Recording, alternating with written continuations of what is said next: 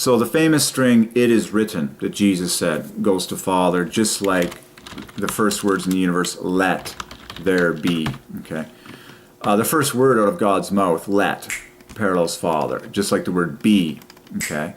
And then, so "let there be" overall parallels Father, because there in the center is a +2. So "let there be" is Father plus 24. "It is written" parallels Father. These are some of the most famous words in the universe. Okay. And then, amazing. Oh yeah, in Hebrew, when God says, "let there be light," it adds perfectly to quadruple Father in English, and it's just like staggering how God crosses over in languages with Gematria. But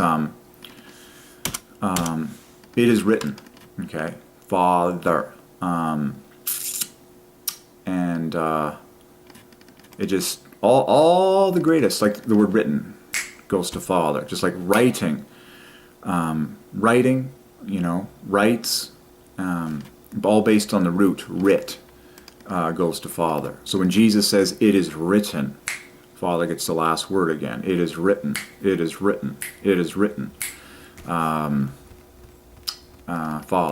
okay? In fact, written equals great Father. And you can dice those letters, as we always do, into those components. There's one way to dice written into great Father. RTT equals Father, and the rest equals great. So the word "it" equals half a Father. Like there's just obvious gems that, like every word, like "it is written." So "it," half a Father. Once you understand how every word, "it is written," like listen to this. "It," half a Father. "Is," dead center Father. "Written," great Father. Jesus and Father, every word that Jesus ever spoke, mathematically glorifies Father. A proper, intelligent study of all the red letters of the Bible and all letters period reveals that everything goes to Father. Okay? Every single, like almost just about every last word and every major word of Jesus in the red letters mathematically parallels Father. Okay? "It is," famous set of letters. "It is written," "it is finished." "It," half a Father. "Is," center Father. And I'm just giving you, but slow down and see, the word "it" equals half a Father. Father can be split into two 29s in one way. ATH is way number 1. That's T plus 8 plus 9.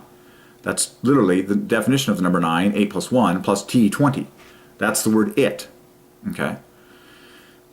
"It," half a Father. Then the word "is," it's center Father, but not just center Father. It's like the I and the S differ by 1 up and down perfectly from the T and the H. So, "it," allow me to preach it properly. "It is written." Half Father, center Father, great Father. That's what "it is written" declares to me. Yeah. And the Father glory flood, remember the flood parallels Father, just rains down after that. Like it just, okay? In case you haven't noticed, Father takes the glory for every word you've ever spoken and ever seen and ever will see. It is written, famous set of letters. And then when you, and then amazingly, of course, when you stack that trio together, now the whole thing parallels Father, okay, with a +1 offset. And, good night. So "it is written," Father. And then the famous letters, "let there be light, let there be this, let there be that," Father. Okay. So amazing. And there's binding the word "let" together with the word "there" is Father, the all. Okay. Going that way. And then there's 30 plus 12, amazing. Okay. So, and then when God says, "let there be light," that whole thing begins with love Father, the greatest commandment. Let there be plus VL equals love Father. Let there be light. Okay. It's very, very glaring. Okay. So, "it is written." Just, there you go. Glory. Half Father, center Father, great Father. So, allow me to remind the human race that you serve the Father like Jesus did. That is actually what Jesus showed us when he walked the earth. He is the perfect likeness of the Father. But what Jesus really showed us is how to serve the Father, how to obey the Father, how to bring the Father pleasure. Jesus exists for the Father's pleasure, and so do you, and so do all men and women for all time.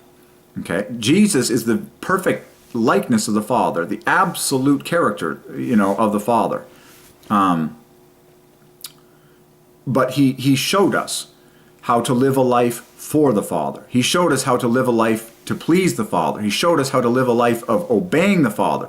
He said, I am the way, the truth, and the life. No one comes to the Father except through me. He told us who the goal was. He told us who he came to reunite us with. Okay?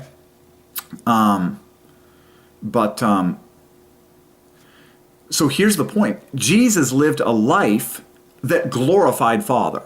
Like, every word that he spoke, every prayer that he ever prayed, everything he ever taught people, everything he ever told people was saying, here's what the Father is like. Here's who the Father is. Here's what the Father does. I am here for the glory of the Father. I am here to show you the Father. I am here to present to you the Father. I am here to obey the Father. I am here to speak words that glorify Father. I am here to speak words that please Father. And once you understand that, okay, when we copy Jesus, when we follow Jesus, we are here to live a life that points to Father and glorifies Father and talks about Father and thinks about Father and says the name Father over and over again. You read all the prayers of Jesus, and especially with the Gematria revelation and the math, and you will realize that every single one of them is Father from dripping beginning to dripping end. Like Jesus on this planet existed for the glory of the Father. And Jesus said, Father, what shall I pray? And he says, I know what to pray. Father, glorify thy name. As the whole thing has been about the glory of your name, and then the Father answers from heaven saying, I have both glorified it, my name Father, and I will glorify it again. And I will never stop glorifying it. Okay? So everything that Jesus did glorified and pleased the Father. That is mankind's calling. That is mankind's purpose. Bring pleasure to God the Father. Okay? Isn't that amazing? Okay, so say Father, Father, Father all day long. Okay? Thinking, obviously, it's God. It's Father God. All right? Okay, more words to come.